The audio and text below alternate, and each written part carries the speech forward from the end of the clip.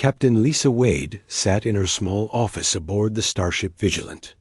The blue light from her computer screen made her tired eyes hurt. She had been reading combat reports for 6 hours straight. Coffee cups covered her desk. Empty food containers filled the trash, and something was wrong. Very wrong. Lisa pulled up another report on her screen. This one came from the Kepler system. Lieutenant Commander Jake Morris had led his Special Forces team there 3 days ago. Their job was simple: attack the alien supply ships and cause trouble for the enemy. But when Jake's team arrived, something strange happened. The alien ships just left. All of them. Within 2 hours, the entire enemy fleet had jumped to hyperspace and disappeared. Lisa frowned and opened another file. This report came from Sergeant Amy Cruz in the Vega sector. Amy's recon team had found 3 alien bases, but the bases were empty. The aliens had left everything behind: weapons, food, equipment, even personal items. The bases were still warm from the heating systems, but not a single alien remained. This makes no sense, Lisa said to herself. She opened a third report. Major Pete Johnson had taken his assault team to attack a fortified alien position on Proxima 7. The aliens had spent months building defenses there. Intelligence said over 1,000 enemy soldiers were stationed at the base. Pete's team landed and prepared for a major battle. Instead, they found empty bunkers and abandoned vehicles. The aliens had stripped the base bare and left. Fresh tire. Tracks in the dirt showed they had left in a hurry. Lisa leaned back in her chair. 3 different star systems. 3 different Special Forces teams. Same result every time. The aliens ran away before any fighting could happen. She called up the database and started searching for more examples. What she found made her stomach feel cold. In the past 6 months, human Special Forces had been deployed 43 times. In every single case, the enemy had retreated without fighting. Sometimes they left so fast they abandoned valuable equipment and supplies. The door to Lisa's office opened. Jake Morris walked in, still wearing his black combat uniform. Dirt and sweat stained his clothes. His team had just returned from their mission. "Captain Wade," Jake said, "I have my after-action report ready." "Sit down, Jake," Lisa said. "Tell me what happened out there." Jake dropped into the chair across from her desk. He looked confused and frustrated. "We did everything right. We came in fast and quiet. Our intel was perfect. We knew exactly where their ships would be. But when we arrived, they were already leaving." "How long between your arrival and their departure?" "Maybe an hour, 2 hours at most. It was like they knew we were coming." Lisa showed Jake her computer screen with all the reports. "Look at this. Every Special Forces mission in the last 6 months. Same pattern every time." Jake's eyes went wide as he read the reports. "They're running from us? But why?" "We're just regular soldiers." "Are you though?" Lisa asked. "Think about it. How many people apply for Special Forces?" "Thousands," Jake said. "And how many make it through selection?" "Maybe 1 in 50, sometimes less. And then you have years of training. That would kill most people. Combat drops, survival exercises, psychological conditioning. You learn to function when normal people would break down and die." Jake nodded slowly. So maybe you're not as normal as you think." Lisa pulled up another file on her computer. This one contained intercepted alien communications. The text appeared on screen in both alien symbols and English translation. "We captured these transmissions 2 weeks ago," Lisa said. "Look at this part here." Jake read the translation aloud. "Warning to all units. Death-touched ones detected in Sector 7. Recommend immediate withdrawal to safe distance." "Death-touched ones," Lisa repeated. "That's what they call you. All of you. Every human Special Forces soldier. That's crazy, Jake said. We're just people who got through training. Lisa opened another intercepted message. This one is even more interesting. It's from an alien commander to his troops. He says, "Do not engage the chosen warriors of the Death World species. They carry the scent of the void. Survival is impossible." Against such beings, Jake stared at the screen. Death World species? They mean Earth, apparently. And somehow, they think Special Forces soldiers are different from regular humans. Different enough that their military has standing orders to avoid you entirely. Lisa showed Jake one more file. This contained technical data from alien prisoners they had captured. Our interrogation teams got this information last month. The aliens have a classification system for different types of human soldiers. Regular troops get a yellow warning level. Marines get orange. But Special Forces get red, the highest threat level they have. But we use the same weapons as everyone else, Jake said. We're not superhuman. No, but you survived training that. Most people can't. You function in situations that would paralyze normal humans with fear. Maybe that changes something about you. Something the aliens can detect that we can't. Jake was quiet for a long moment. Then he said, "So what happens now?" "Now I write a report," Lisa said. "And I recommend that Command takes a very close look at this pattern. Because if the enemy is afraid of our Special Forces, we need to understand why." After Jake left, Lisa sat alone in her office. She pulled up personnel files for Special Forces soldiers. Photos of men and women who had volunteered for the hardest military training humans had ever developed. They looked normal enough in their pictures. But maybe there was something else there. Something that showed only after years of preparation for Wargout, she started typing a report. At the top, she wrote, "Pattern analysis. Enemy avoidance of human. Special Forces units. Classification, urgent." Outside her window, stars moved slowly past as the Vigilant traveled through space. Somewhere out there, alien commanders were telling their troops to run away from certain humans. Humans who had been trained so hard and for so long that they had become something new. Lisa kept typing. This was bigger than anyone realized. A war might not be won with better weapons or smarter tactics. It might be won by understanding what human Special Forces had become, and why the enemy was so afraid of them. Her report would change everything. She just didn't know it yet. Admiral Karen Bell read Lisa Wade's report 3 times. Each time she felt more confused and worried. She called Lisa to her office on the command ship Defiant. "Captain Wade," the Admiral said, "I've read your report. If this is true, it changes everything about this war." Lisa stood at attention in front of the Admiral's desk. "Yes, ma'am, the pattern is clear. The aliens avoid our Special Forces like they're running from monsters." "I'm giving you full authority to investigate this," Admiral Bell said. "Take whoever you need. Find out why this is happening." Lisa assembled her team quickly. Dr. Ryan Clark was the best alien biology expert in the fleet. Commander Sue Harper knew more about military tactics than anyone else. Together, they would try to solve the mystery. Their first stop was the prison ship Mercury. Here, captured alien soldiers were held under guard. Most refused to talk to humans. But Lisa's team had new questions to ask that the aliens called themselves Zephyrians. They were tall and thin, with gray skin and large black eyes. Their faces showed emotions that humans could barely understand. Dr. Clark set up his equipment in the interrogation room. "I want to monitor their biological responses while we question them," he told Lisa. The first prisoner was brought in. His name was Vector, and he had been a squad leader before his capture. Lisa sat across from him at the metal table.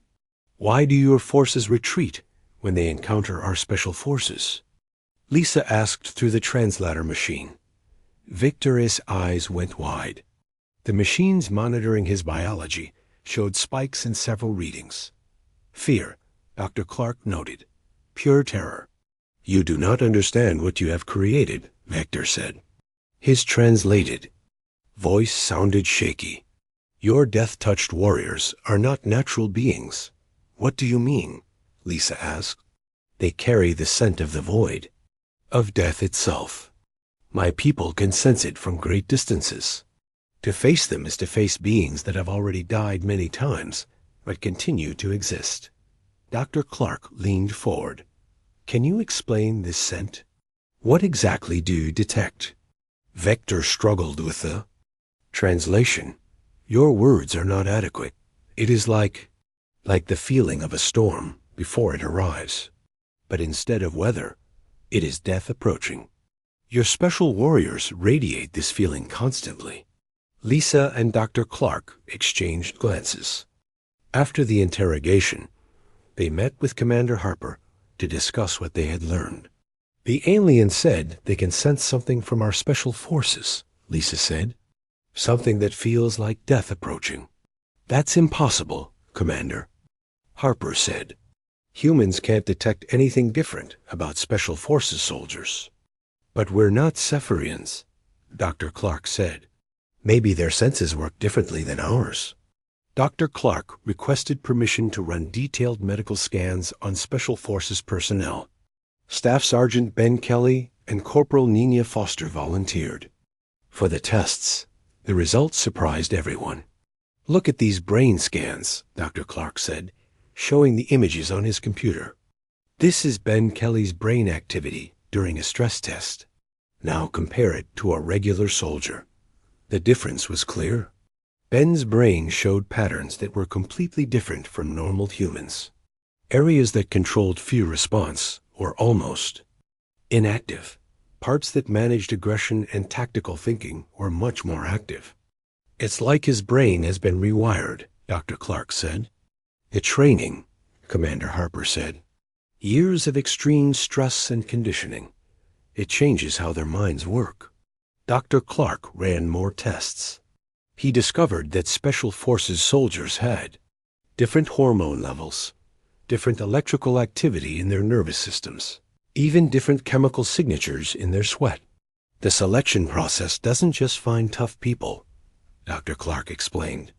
It finds people whose brains can adapt to extreme stress, and the training pushes them so hard that their entire nervous system changes. Lieutenant Colonel Matt Barnes volunteered for the most detailed testing. He had been in Special Forces for 12 years.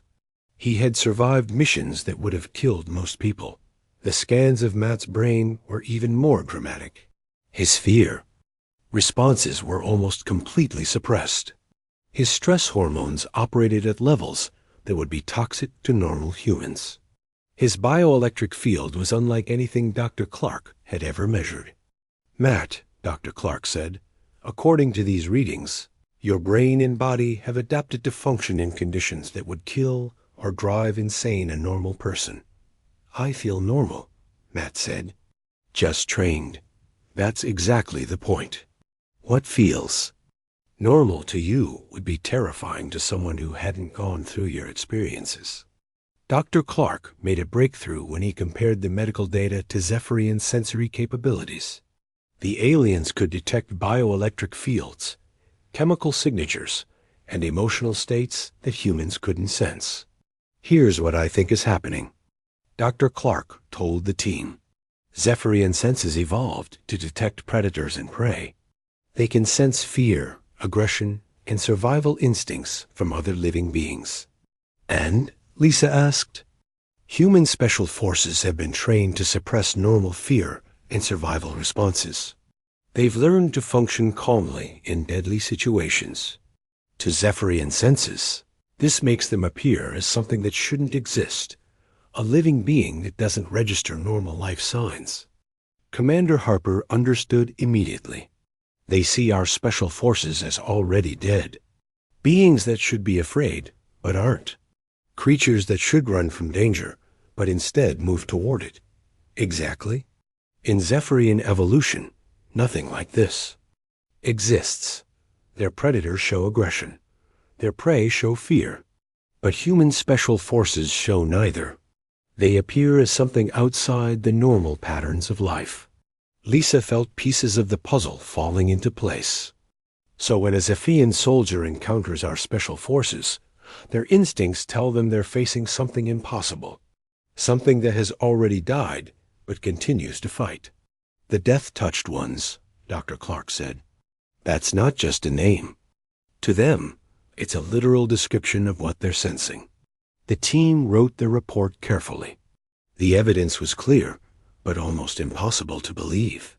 Human military training had accidentally created warriors that appeared supernatural.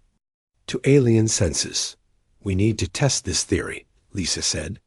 If we're right, we might have found a way to end this war without fighting major battles. How? Commander Harker asked. By using our special forces not as soldiers, but as psychological weapons. If the enemy is truly afraid of them, maybe we can win through fear instead of firepower. Admiral Bell approved the testing plan immediately. If human special forces could frighten entire enemy units into retreat, it would save thousands of lives on both sides. The war was about to take a very strange turn. Nobody could have predicted that the solution would come from understanding how alien senses interpreted human psychology. But sometimes the most powerful weapons are the ones you never knew you had. General Alex Turner listened to Dr. Clark's report with growing amazement. The idea seemed crazy, but the evidence was solid. Human special forces scared aliens so badly, they would abandon strategic positions rather than fight them. So you're telling me, the general said, that our elite soldiers are basically psychological weapons we never knew we had? That's correct, sir, Lisa said. We recommend testing this theory in actual combat situations. What kind of test? Deploy special forces units not to fight, but simply to be detected by the enemy. If our theory is right, the aliens will retreat without any shots being fired. General Turner approved the plan. He assigned Major Chris Allen and his Ghost Company to run the first test. Ghost Company was one of the most elite units in the human military. If anyone could prove the theory, it would be them. The test location was New Damascus, a contested world where humans and Zephyrians had been fighting for control of valuable mining sites. The aliens held 3 major positions that human forces had been unable to capture after months of trying. Lisa coordinated the mission from the command ship overhead. Major Allen and his 12-man team prepared for insertion. Remember, Lisa told Allen over the radio, your job is not to attack. Just get close enough for the aliens to detect you. Then wait and see what happens. This feels wrong, Allen said. We're trained to fight, not to just sit around and be scary. Trust the science, Major. If Dr. Clark is right, you won't need to fire a shot. Ghost Company dropped to the planet's surface at night. They used stealth technology to avoid detection until they reached the target area. The first alien position was a fortified base built into a mountain valley. Intelligence reports said over 500 Zephyrian soldiers were stationed there. Allen positioned his team on the hills overlooking the base. They made no effort to hide their presence from alien sensors. Within an hour, they detected increased activity inside the base. Something's happening down there, Sergeant First Class Julie Webb reported. Lots of movement, vehicles starting up. Lisa watched the situation from orbit through satellite feeds. Heat signatures showed Zephyrian soldiers moving quickly throughout the base. Within 2 hours, the first transport ships began launching. I can't believe this, Allen said over the radio. They're leaving. The whole base is evacuating. By dawn, the alien base was completely empty.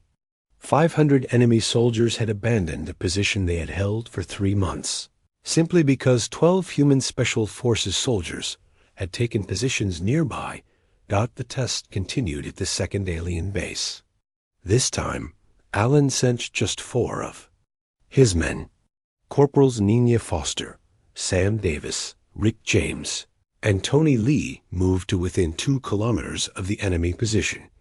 The results were even more dramatic. The aliens began evacuating within 30 minutes of the Special Forces team's arrival. By noon, another major alien stronghold was abandoned. "This is incredible," Dr. Clark said, watching the satellite feeds. "The effect is even stronger than we predicted." The third test was the most important. The aliens held a massive command center in the planet's northern continent. Over 2,000 enemy soldiers and dozens of ships protected the facility. It was the most valuable target on the planet. Allen decided to try something different. Instead of positioning his entire team together, he spread them out in a wide circle around the alien base. Each soldier took a position several kilometers from the target. "If our theory is right," Allen explained, "having multiple special forces, soldiers detected from different directions, should multiply the psychological effect." He was correct. Within hours of Ghost Company taking their positions, panic spread through the alien command center. Intercepted communications showed Zephyrian officers reporting death-touched ones surrounding their base from all directions. "They think we're everywhere," Julie Webb reported with amazement. 12 people have them convinced they're surrounded by an army of supernatural warriors. The alien evacuation began before sunset. Ships launched continuously throughout the night. By morning, the most important enemy position on New Damascus was completely abandoned. Lisa couldn't believe the reports she was receiving. "Major Allen, confirm your status. Did you encounter any enemy resistance?" "Negative, Captain. We never fired a shot. We just sat in position and watched them run away." News of the success spread quickly through the human fleet. General Turner ordered similar operations on 12 other contested worlds. The results were consistent every time. Wherever Special Forces soldiers were deployed, alien forces retreated without fighting. Captain Tony Brooks, a Special Forces medic, noticed something interesting during the operations. The effect seemed stronger with more experienced soldiers. He told Lisa, "Veterans like Master Sergeant Kate Pierce cause faster evacuations than newer operators." Dr. Clark's analysis confirmed this observation. The longer someone serves in Special Forces, the more their brain and body chemistry changes. Experienced operators have stronger bioelectric signatures that Zephyrian senses find more disturbing. The psychological impact spread beyond just the immediate battle zones. Intercepted alien communications showed growing fear throughout their military. Stories were spreading among Zephyrian forces about ghost warriors who could not be killed because they had already died countless times. One intercepted message particularly interested Lisa. A Zephyrian commander was reporting to his superiors. "The death-touched ones do not fight like normal beings. They feel no fear, show no anger, display no survival instinct. They move through battle like spirits of the void itself. Our soldiers cannot function when such creatures are present." Within weeks, the Zephyrian military began withdrawing from entire star systems rather than risk encounters with human special forces. Positions they had held for years were abandoned. Supply lines were rerouted to avoid areas where special forces might be deployed. "We're winning the war," General Turner told his staff, "and we're barely fighting at all." Lisa watched the strategic situation change day by day. Human forces were reclaiming lost territory without major battles. Alien resistance was collapsing, not because of superior firepower, but because of pure psychological warfare. The most remarkable part was that the Special Forces, soldiers themselves, were mostly unchanged. They still trained the same way, used the same equipment, followed the same tactics. They had no idea that years of conditioning had transformed them into something that alien psychology couldn't handle. "It's almost unfair," Major Allen said during one mission briefing. "These aliens are professional soldiers, but they can't fight us because their own instincts won't let them. Evolution is like that sometimes, Dr. Clark replied. Millions of years of natural selection gave them powerful survival instincts. Those same instincts are now their weakness against an enemy they never evolved to face. The war was changing rapidly. What had started as a test of an unusual theory was becoming a new form of warfare entirely. Human special forces were no longer just elite soldiers. They had become weapons of fear that could win battles without fighting them. But the biggest changes were still to come. The Zephyrian Empire was about to make a decision that would shock everyone involved in the conflict. Dr. Ryan Clark had never worked so hard in his life. Every day brought new discoveries about what human special forces training had accidentally created. The more he learned, the more amazed he became.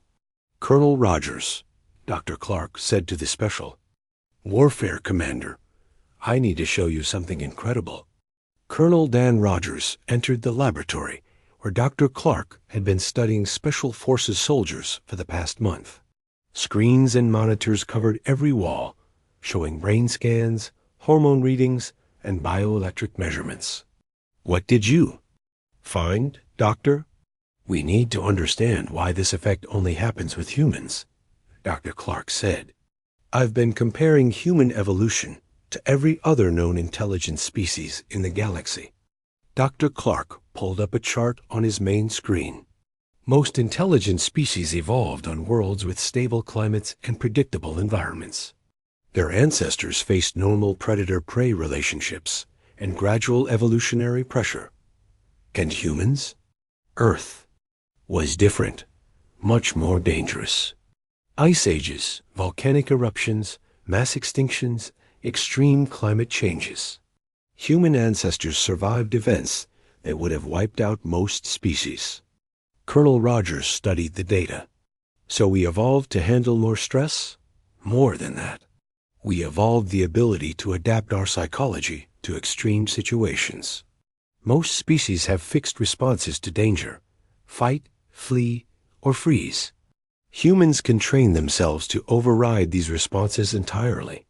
Dr. Clark showed Rogers brain scans from different species. Look at this.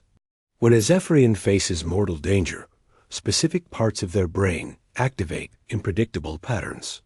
Fear centers, survival instincts, escape planning. It's the same for most galactic species. And humans? Human Special Forces soldiers show completely different patterns. The fear centers are almost inactive. Instead, areas controlling calculation, tactical thinking, and controlled aggression dominate. It's like they've rewired their brains to treat deadly situations as normal working conditions. The laboratory door opened and Staff Sergeant Grace Miller entered. She was participating in the latest round of testing. Grace had been in Special Forces for 8 years and had survived dozens of combat missions. Ready for today's tests, Sergeant Miller? Dr. Clark asked. Yes, sir. Though I still don't understand what makes us so special. Dr. Clark connected Grace to the monitoring equipment. We're going to run a combat simulation while monitoring your brain activity. I want to see how your mind responds to extreme stress. The simulation began.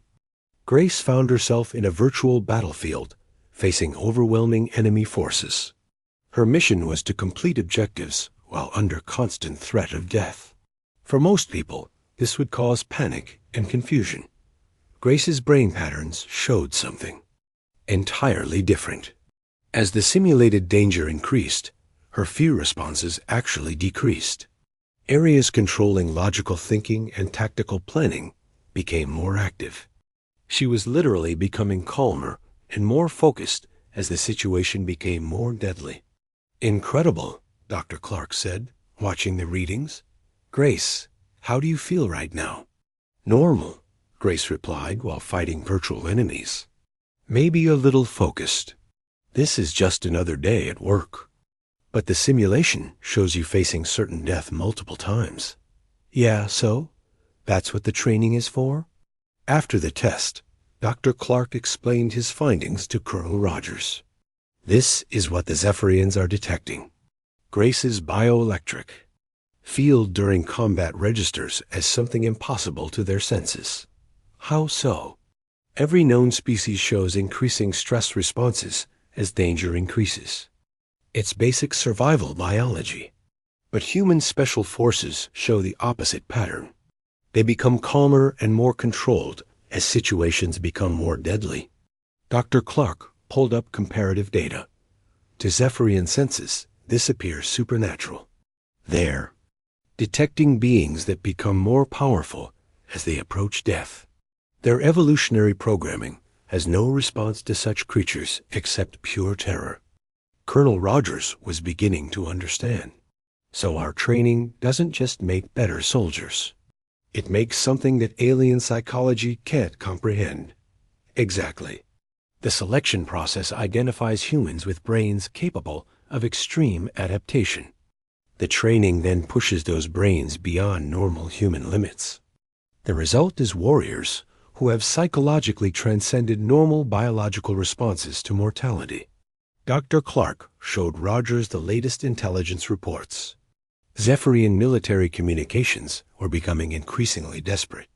Their soldiers were requesting transfers away from any sector where human special forces might be deployed. Listen to this intercepted message, Dr. Clark said, playing a translation. A Zephyrian general reporting to his superiors. The death-touched ones have appeared in the Centauri system. 3 regiments have requested immediate evacuation. Morale is collapsing. My soldiers say they cannot fight beings that have already embraced the void. The void? Colonel Rogers asked. Zephyrian term for death. They believe human special forces have somehow passed through death and returned unchanged. To them, you're not just soldiers. You're living proof that death itself can be conquered. The implications were staggering. Human military doctrine had always focused on better weapons, smarter tactics, and superior technology. But they had accidentally created something far more powerful, warriors, so psychologically adapted to combat that they had become mythological figures to their enemies. Dr. Clark's research revealed more disturbing details. The effect wasn't limited to active combat. Even when Special Forces soldiers were resting or off duty, their altered brain chemistry continued to produce the bioelectric signatures that Zephyrians found terrifying. It's permanent, Dr. Clark explained. Years of training have fundamentally changed how these soldiers' minds and bodies function. They can't turn it off. Master Sergeant Kate Pierce participated in the most extensive testing. She had 15 years of Special Forces experience and had survived missions that were classified beyond Dr. Clark's clearance level. The results of Kate's tests were extraordinary. Her bioelectric field was so altered that Zephyrian sensors could detect her presence from several kilometers away. Her brain patterns showed adaptations that Dr. Clark had never seen in any human, even other Special Forces soldiers. Kate, Dr. Clark said, according to these readings, your nervous system has adapted to functioning conditions that would be instantly fatal to normal humans. Not just physically, but psychologically. I feel fine, Kate said.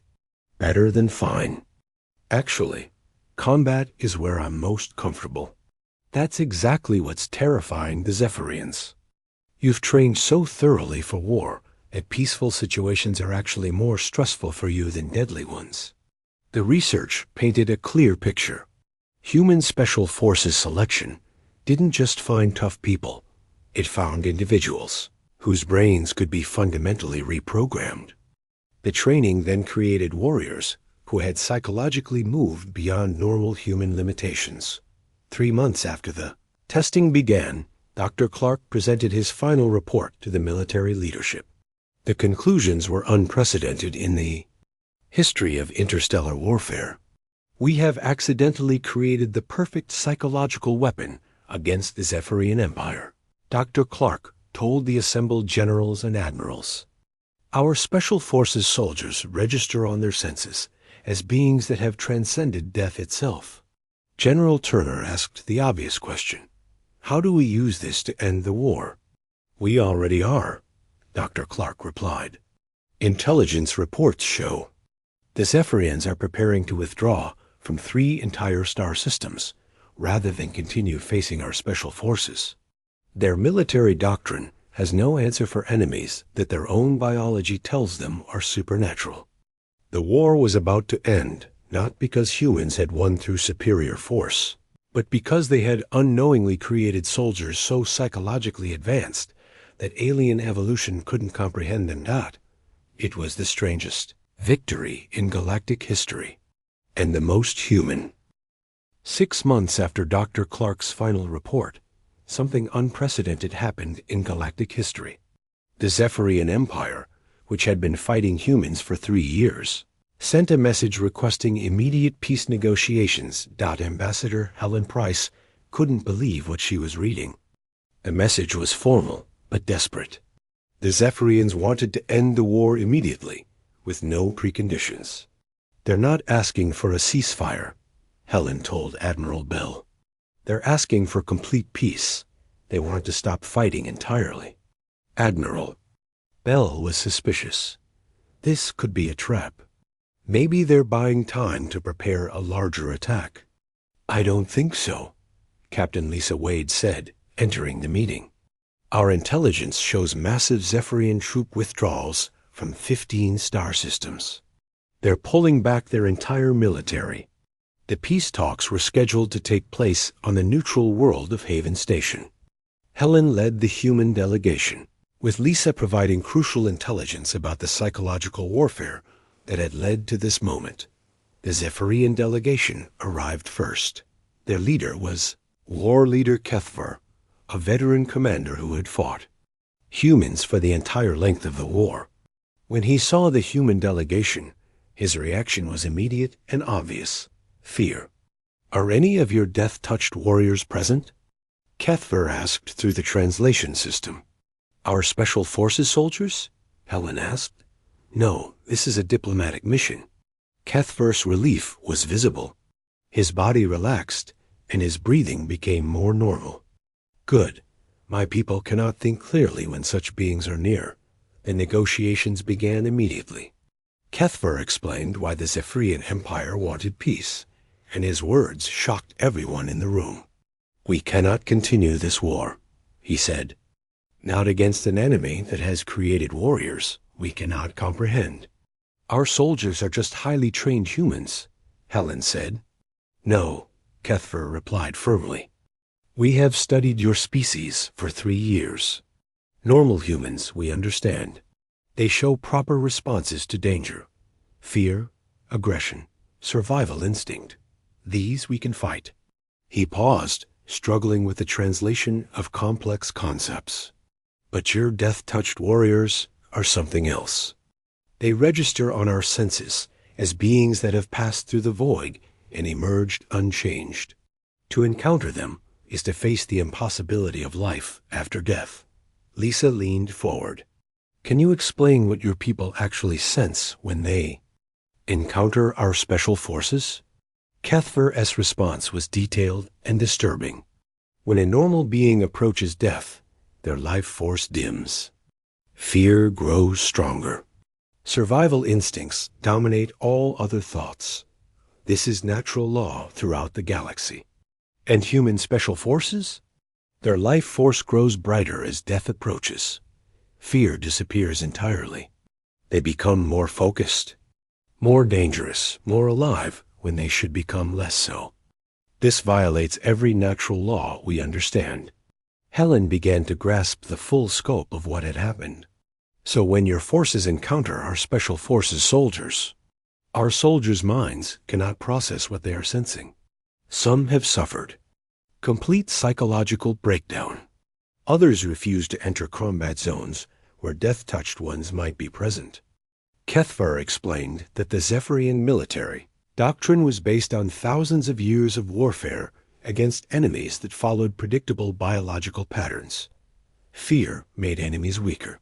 Stress reduced their effectiveness. Approaching death diminished their capabilities. Human special forces reverse all of these patterns, he said. They become stronger when they should become weaker. They grow calmer when they should grow more afraid. They seek death when they should flee from it. The translation system struggled with Kethver's next words. My people have begun to believe that your death-touched warriors are not truly alive, but they are spirits of the void wearing flesh. How does one fight such beings? Major Sam Chun, who was serving as military liaison to the peace process, spoke up. Our Special Forces soldiers are completely human. They've just been trained extensively for combat situations. Trained? Kethver seemed confused by the concept. You mean they were not born this way? No. They volunteer for selection and training that lasts for years. It's very difficult, and most people can't complete it. The reaction from the Zephyrian delegation was immediate. Several of their representatives began speaking rapidly in their own language. Kethver looked horrified. You create these beings intentionally? He asked. You take normal members of your species and transform them into death-touched warriors? It's just military training, Sam said. Just training? Kethver stood up from the negotiating table. You speak of casually creating beings that our entire species fears. You transform your own people into creatures that register as supernatural entities to our senses? Helen realized they were witnessing something extraordinary. The Zephyrians weren't just afraid of human special forces. They were afraid of humanity's ability to create such soldiers. How many of these death-touched warriors do you possess? Kethvar asked. Lisa consulted her datapad. Currently, about 50,000 active Special Forces personnel across all branches of our military. The Zephyrian delegation began speaking, rapidly among themselves again. Some seemed to be arguing. Others appeared to be in panic. Kethver returned to the table with obvious effort. 50,000 beings who have been deliberately transformed beyond normal biological limitations. And you could create more? If needed, Helen said, but we prefer peace. Peace, Kethver repeated. Yes, peace is the only option. To continue this war would mean facing an enemy that can create supernatural warriors at will. The actual peace treaty was negotiated quickly. The Zephyrians agreed to withdraw from all contested territories and establish formal diplomatic relations. They asked for only one guarantee: the human special forces would not be deployed against Zephyrian worlds. As the talks concluded, Kethver made one final statement that would be remembered throughout galactic history. We came to this war believing humans were simply another young species with good technology. We learned that you are something far more dangerous, a species that can deliberately evolve beyond its own biological limitations. Our people will. Remember this war not as a defeat, but as a lesson. We encountered a species that does not just adapt to survive, but adapts to transcend survival itself. 3 weeks later, Captain Lisa Wade sat in her office, completing her final report to Fleet Command. The war was over. Human special forces had won not through superior firepower or brilliant strategy, but by being so psychologically advanced that their enemies couldn't comprehend them. She typed her conclusion carefully. The Terran-Zephyrian conflict ended due to enemy inability to cope with human special forces' psychological conditioning. Recommendation: study other alien species' sensory capabilities to determine if similar advantages exist. Additional note: human special forces selection and training programs have inadvertently created soldiers so mentally adapted to extreme stress that they appear supernatural to alien psychology. This may represent humanity's greatest strategic advantage in galactic affairs. Lisa submitted the report and leaned back in her chair. Outside her window, ships were returning from the war zones. The galaxy was at peace, at least for now. But the lesson was clear. Humanity's greatest weapon wasn't advanced technology or superior numbers. It was the simple human ability to take ordinary people and train them to transcend their own limitations. In a galaxy full of species that had evolved to fixed patterns of behavior, humans had proven they could evolve themselves. They could take normal members of their species and transform them into something that alien evolution had never encountered. The war was over. But the implications of what humanity had accidentally discovered about itself were just beginning to be understood. In the depths of space, other alien civilizations were already receiving reports about the mysterious end of the Terran Zephyrian conflict. The story of humans who could create supernatural warriors through training alone was spreading throughout the galaxy. Humanity had won its first interstellar war. But more importantly, it had discovered what made humans truly special. Among the stars, not their technology or their weapons, but their unlimited capacity to become more than what they were born to be.